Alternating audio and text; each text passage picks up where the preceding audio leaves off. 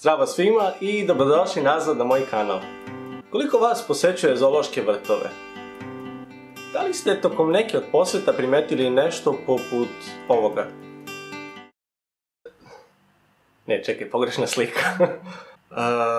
Govorim o ovome. Za mnogi od nas, odlazak u zoološki vrt predstavlja jednu zabavnu aktivnost, priliku da stupimo u kontakt sa životinjama i po mogućstvu da usput naučimo nešto o njima, o njihovim navikama, o ponašanju i tome slično. Međutim, iza ovakve ne nužno zle namere se krije jedna tužna i potresna priča.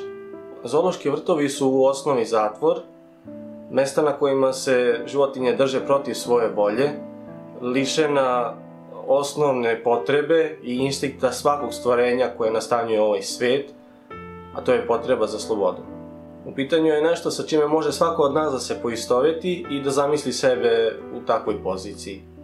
Kada sebe stavite na mesto životinja koje su u zoo vrtu, šta takva misao budi kod vas?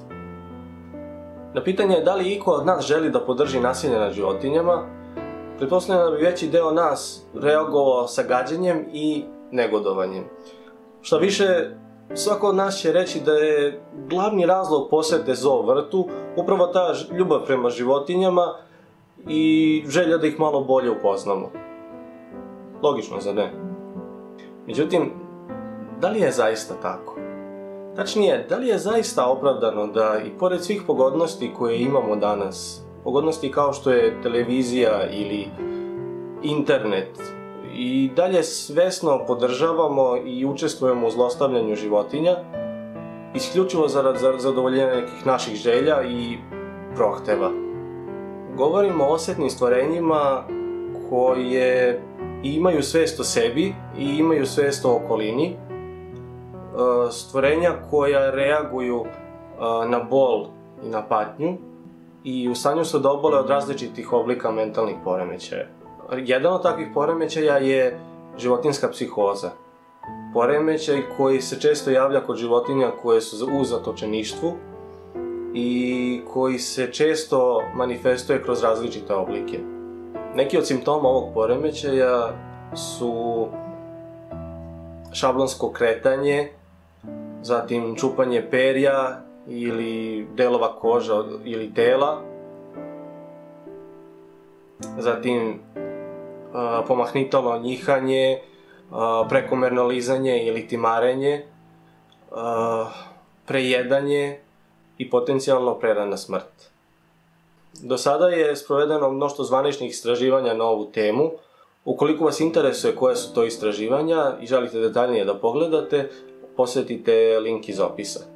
Sad, neko bi možda rekao da su zoološki vrtovi dobra mesta i da čine dobro životinjama time što ih zatvaranjem unutar zidova štite od različitih opasnosti koje vrebaju na otvorenom prostoru. Da im pružamo sigurnost i utočište od izgladivanja i smrzavanja, da su na bezbednom i da se mogu izlečiti u slučaju teže bolesti ili povrede, ali koja je cena svega toga? Ako uzmemo u obzir da bi te životinje mogle biti na slobodi, potpuno prepuštene sebi i onome što je priroda predvidela za njih, odjednom je ta čitava ideja zatvaranja unutar zidova i, ako tako možemo da kažemo, zaštite od vanjskih uticaja, deluje poprilično zastrašujuće i oskrnavljujuće. Zlatni kavez je i dalje samo to. Kavez. Ovo je moje direktno obraćanje i molba svima onima koji i dalje posećuju zoološke vrtove, da makar na trenutak zastanete i razmislite čemu doprinosite svaki put kada kupite kartu za posetu u ovakvom mestu. Životinje koje često vidite na posterima na ulazu u zoološki vrt su jedna vešto osmišljena iluzija koja služi da prikrije porobljavanje i zloupotrebu životinja. Jedini način da zaista pomognemo životinjama koje su zatočene tamo je da bojkotujemo takva mesta, da ne posećujemo cirkuse, zoološke vrtove i mesta slično tome. Sve ono što smo težili da ostvarimo kao jedno savesno i moralno društvo, biće moguće ukoliko počnemo od onih koji su u potpunosti u našoj milosti, a to su životinje.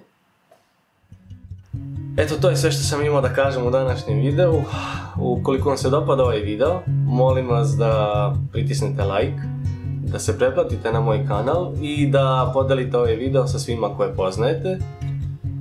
I naravno, ne zaboravite, mir počinje na tanjiru. Ćao!